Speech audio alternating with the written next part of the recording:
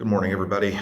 Eli Perry here again, back with another video on the current propaganda environment in the United States. That is what we're going to be focusing on today. We'll get back to Russia and Ukraine over the weekend or early next week as the situation there develops, because there are some things in that space that we need to talk about in some detail. But before we do that, we need to further discuss the ongoing situation with the incoming Trump regime in the US, because what we're seeing here is, in real time, the application of some extremely sophisticated, yet very simple, and in some ways almost brute force, social forms of propaganda. We tend to think of propaganda as being things that you see on TV, things that you see in the movies, things that you read in the newspaper, information that is deliberately put out there as information. But that's not always the case. One of the features of dictatorial or totalitarian or populist regimes is that in those circumstances, within those spaces, actions are also propaganda, because actions are things that we perceive as information. We come to know about those actions, which then, of course, changes our emotional state and our thoughts, which governs our action or inaction. And something very interesting has been going on. As I commented in my last couple of videos, the volume of actions from the newly inaugurated Trump regime is coming so thick and fast that it's been very difficult to really get a handle on what's happening, why it's happening, who's doing it, any of that sort of thing, just because there's so much to get through. And that's intentional. This is intended to swamp anybody who is trying to think about these things in order to prevent them from being able to make decisions or resist in any kind of meaningful way, or even really to know what their situation is. There's a wonderful little clip, about 15 seconds long, in the film Schindler's List, where a bunch of residents of the Warsaw Ghetto are all trying to get something done. I don't remember what it is they're trying to do, but they're trying to navigate some piece of the Nazi-imposed bureaucracy. And this very old, very learned-looking rabbi is arguing with one of the Nazi officers there, who is obviously very frustrated himself. And the rabbi says something to the tune of, "This wasn't what the rule was yesterday." And the German replies, yes, I know, but that was the rule yesterday, and this is the rule this morning." And the rabbi says something like, "Well, what will the rule be this evening?" And the German says, "I have no idea."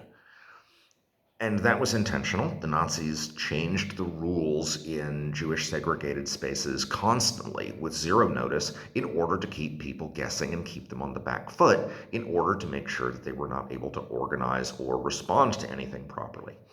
And that's pretty clearly what's going on here with a lot of these executive orders, memoranda, ridiculous statements to the media, and in particular with the actions of DOGE. Just as a quick review, DOGE is not a government department. It has not been created by Congress. It is a revamping of a small digital services office which was set up under the Obama regime. But this was a tiny little shop. We're talking about, I don't know, a couple of dozen people at most. It's still a fairly small shop, but it is now vastly more powerful, mostly by virtue of bluff. Before we continue here, I need to address one of the effects of bluff as propaganda. And I need to address it based on the way that I responded to something. When I talked about the initial round of DOGE people barging their way into government offices a few days ago, I mentioned that they had brought along muscle in the form of the U.S. Marshal Service.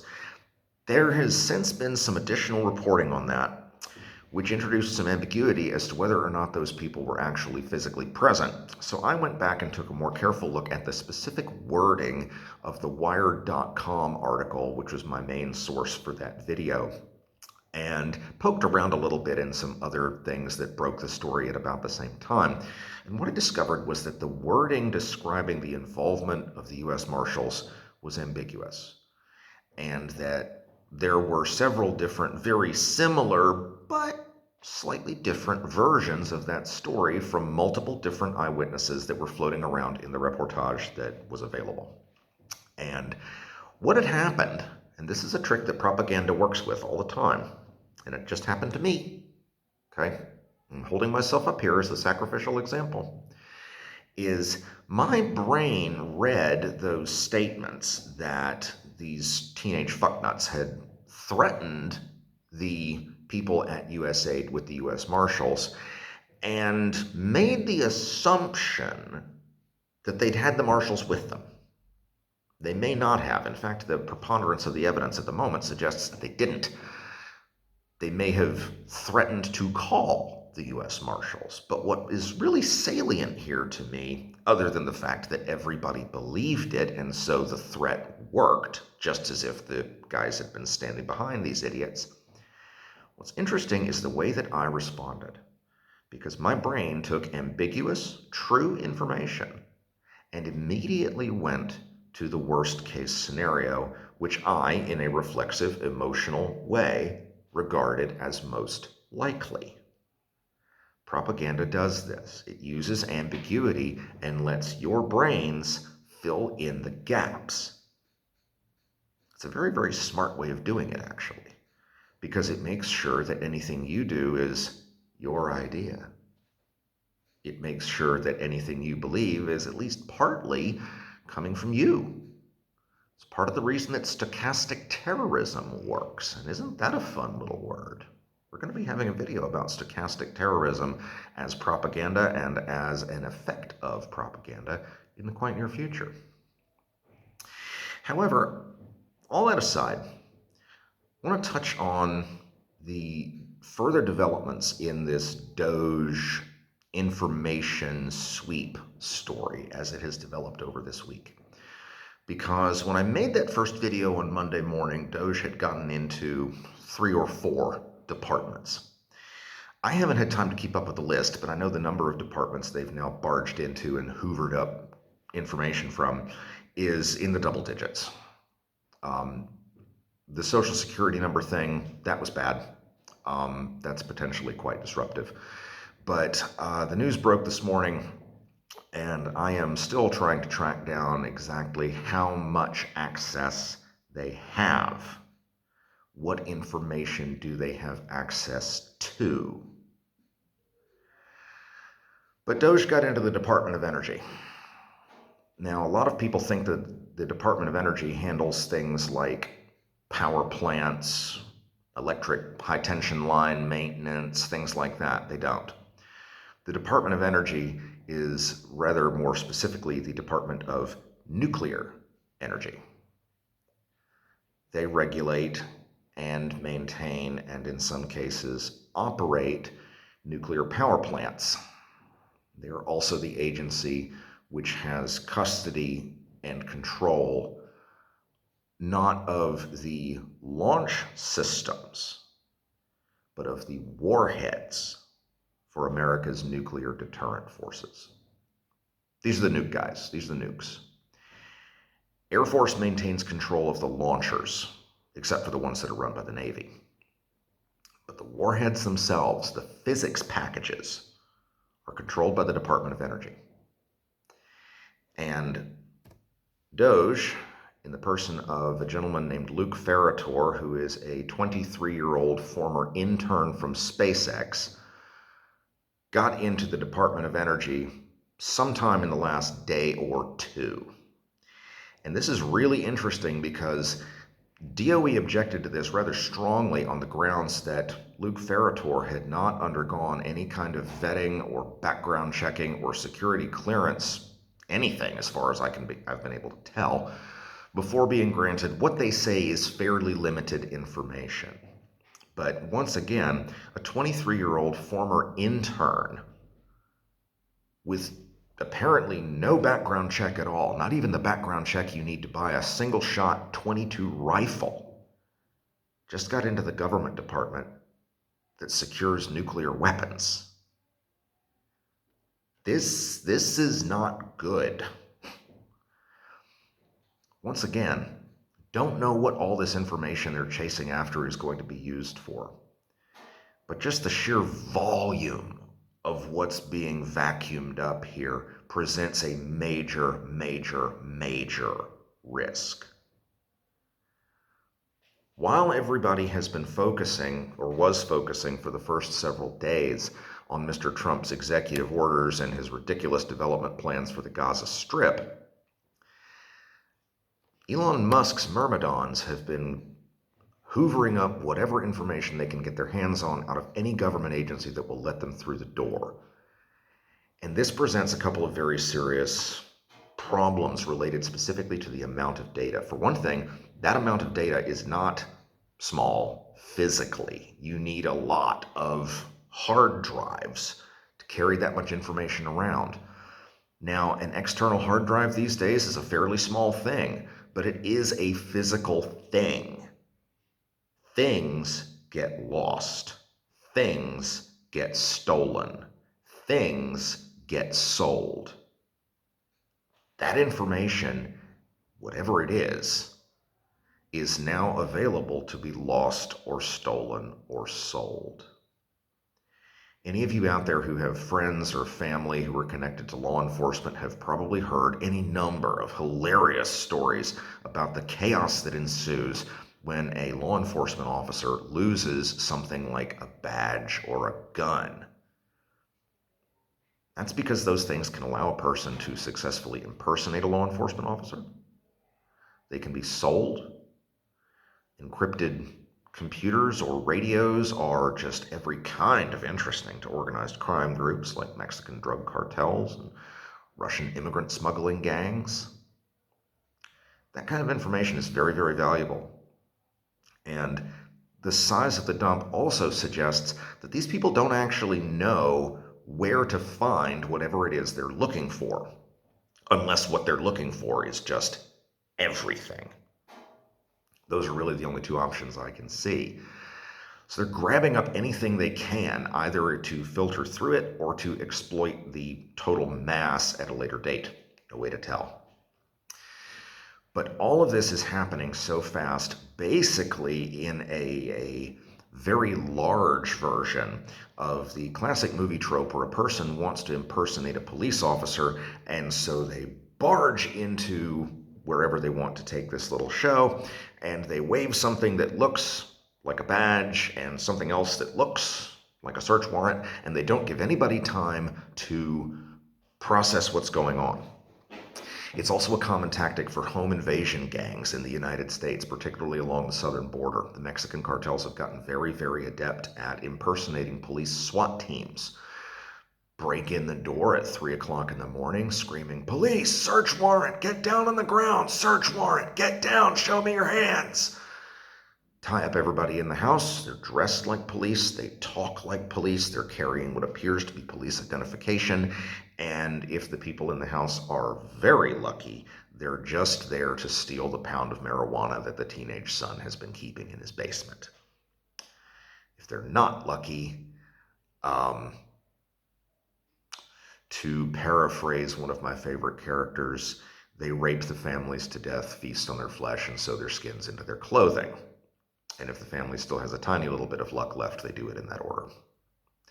So bluff and force of action, or as my friends in certain military communities would put it, speed, surprise, and violence of action work as propaganda.